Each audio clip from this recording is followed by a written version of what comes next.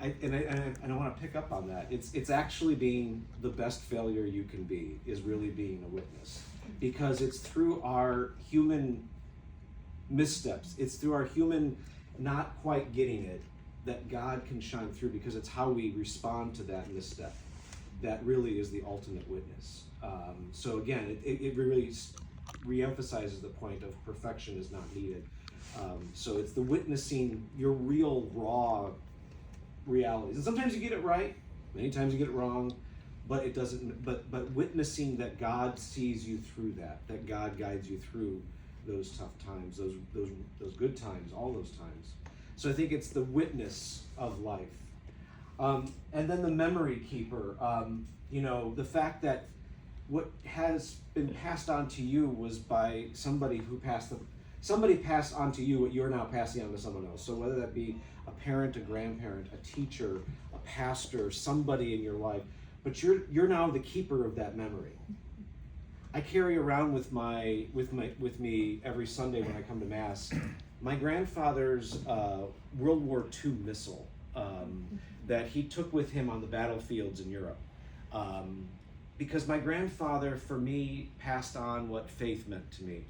But now he's passed. And so now I look at my work as being a memory keeper of all the things that he shared with me. I now have to then pass on to someone, and then hopefully then the cycle continues, and someone can then pass on the memory that they have of experiencing the faith. So you're really a keeper of that memory for the present moment, and who you are passing it on to will then, it's like a game of tag. They'll tag in eventually, and they'll pass that on, and we're just in that cycle from Jesus to the end of time. We're just the latest in the relay race of keeping that memory. So it's that witness and memory keeper the documents say that's the first identity of a catechist. The second identity is a teacher and a mystagogue. Now, that's a fun name. Now, those who go through, anyone here go through RCIA, OCIA? I know that's some, or at least know the process. So the last part of the process of the RCIA, OCIA process is mystagogia, the unpacking of the mysteries. So that's essentially the second task of or the second identity of a catechist is a mystagogue, which is a cool Greek word that just means unpacker of the faith.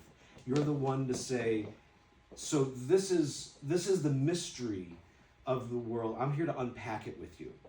It's a different way of understanding teaching. Teaching is not, I have this and I'm going to pass it, I'm going to just reiterate it. But rather, let's unpack it. Let's hear from you. Let's hear from you. Let's let the foibles of my own life be an example. And let's unpack where God is present in that. And that's really the second kind of identity of a catechist, is to be a mystagogue. It says the catechist is called to open others to the truth about human beings and their ultimate vocation, communicating the knowledge of Christ, at the same time introducing them to the various dimensions of Christian life, unveiling the mysteries of salvation contained in the deposit of the faith and renewed in the church's liturgy.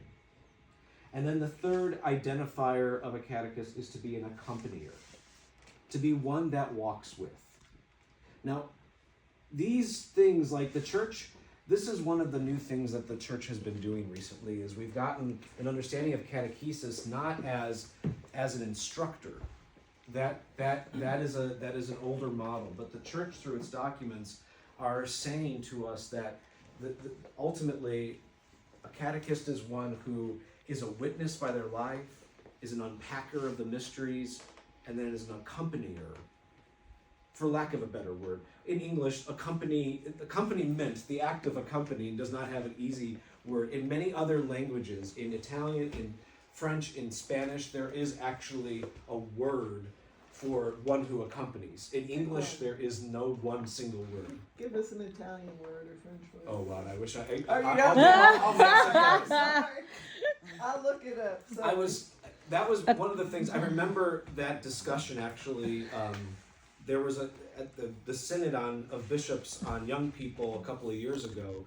They were in the synod hall, And I remember the small group of bishops were all like, I saw them on their phones trying to figure out, they were Googling synonyms for a company or in English, and they couldn't figure it out. They're like, and the English language group bishops were like kind of jealous of all the others because there wasn't a singular word that described the one who accompanies. So, De conjunto? what's that? De conjunto? No, that's a different thing. No, it's That was- accompanimento. Accompanimento. That's Okay. yeah, but it's Sorry. it's That's a- okay. We have gone back and forth on that one. We've tried. There's so many different in a lot of the documents. There are just some things that don't translate. Yeah. That's one of them. And de conjunto is another one that doesn't well, translate well, 'cause really it well means either. Being together. Being It means- together, it's yeah. doing it in community or in Yeah, but we it's don't more have than a that word even. That means that Yeah. we do it together. Yeah. So that is what we are. Sally. I love I it. love it.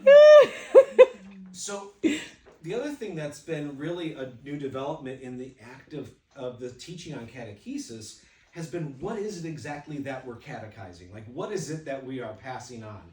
Is it just the lesson? Is it just reading 5 minutes before you know that they hear about it, you hear about it? Is that what it is? And it's the one of the things that actually a lot of the popes have kind of talked about, but Pope Francis kind of pushed this through in many of his documents, saying that the ultimate sense of catechesis is that it is charismatic. It is the kerygma. Now that's another fancy Greek word. I'm dropping the Greek here. Mystagogia and kerygma. But these concepts, again, concepts in other languages that we have, like, to say in English, we need like 20 words to say what one word in Greek says. But you'll hear this phrase kerygma, which is basically the first proclamation, the first experience of faith. Actually, Pope Francis described it this way, and I think it's, he says, the fire of the Spirit is given in forms of tongues and leads us to believe in Jesus Christ, who by his death and resurrection reveals and communicates to us the Father's infinite mercy. So it's this fire of the Spirit that's within us, and that is what catechesis ultimately needs to lead to, or actually be, what we're sharing first is the fire. It's not the stuff. He says, we must not think that in catechesis the kerygma gives way to a supposedly more solid foundation. He says, nothing is more solid, nothing is more profound, secure, meaningful, and wisdom-filled than that initial proclamation, that initial fire. Nothing is more solid than that. So we sit there and say, well, first I want to get you excited, and then I'm going to give you the real stuff. And Pope Francis was always a reminder to us that the real stuff is the fire. We often think that the head knowledge is somehow the real stuff. And I think that's a reversal of what catechesis has come to mean in these documents, is that it is that first proclamation, that first fire, that we're ultimately, like, at the end of the day, if we know we're a successful catechist, is if we have set people on fire. I love that Doug's story of the young person at World Youth Day. He knows that he catechized that young person. Yes, the young person he wanted to kill at the end of that trip. But he had fire, because what did he do? He ran for the Eucharist. And he came back with an ingenious idea of, like, the feeding of the 5,000 there with one host. You know how small communion hosts are. And to feed 30 people from one host is ingenious. And he had the fire.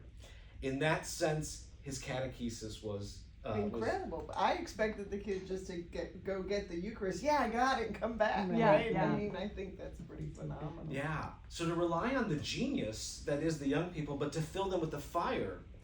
In that sense, whatever Doug did to catechize that young person about Eucharist was definitely, he saw the fruits of that in that moment. So in our own work, how can we see the fire? Because especially with children and youth, developmentally, sometimes if you just throw the knowledge at them, it'll bounce off like a rock on the thing. Which is why you have people say, yeah, I went to school, but I don't know anything, because all that they were given was just the head knowledge. Because later in life, as they get into adolescence, especially they get into young adulthood, which is why I'm involved a lot in that ministry, that's when that fire says, all right, now that I'm developmentally able to process some stuff, now I want some facts to go with the fire. And that's what good youth and young adult ministries can do for a young person. But at the developmental stage of children, facts are good, but the fire is the primary thing. And the church documents say, and I'm going to get back here because I'm editorializing here, but let me let the document speak here. He says, the demand to which the church must respond at the present time brings us into focus the need for a catechesis that in a consistent way can be called charismatic, meaning a catechesis that enters more deeply into the charisma. Catechesis, which cannot always be distinguished from the first proclamation, is called to be in the first place a proclamation of the faith and must not pass on to other ecclesial actions the task of assisting in the discovery of the beauty of the gospel. It is important that every person should discover that belief is worthwhile precisely through catechesis, which in this way no longer is limited to being a mere time of more harmonious growth in the faith, but contributes to generating the faith itself and allows the discovery of its greatness and its credibility. The proclamation can no longer be considered simply the first stage of faith, preliminary to catechesis, but rather the essential dimension in every moment of catechesis. In other words, I have to. So I'm still studying. I'm going for my doctorate in ministry, and so. But to me, and Sarah gets to see this too. She'll see that the fire continues to reemerge, because sometimes I'll lose it. I'll working for the church after all these years. You start to it starts to get a little rough. Oh shoot, this is being recorded. Don't tell my bosses. But it sometimes there is that point where it gets a little rough, and I need to have that fire reshaped in me. I need to learn anew, and so the fire really is.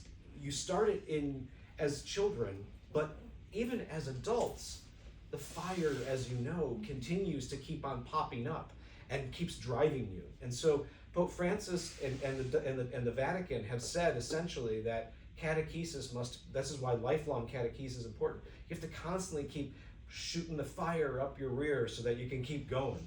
There's an image for you there. Right? Now, the other thing too, I got so many documents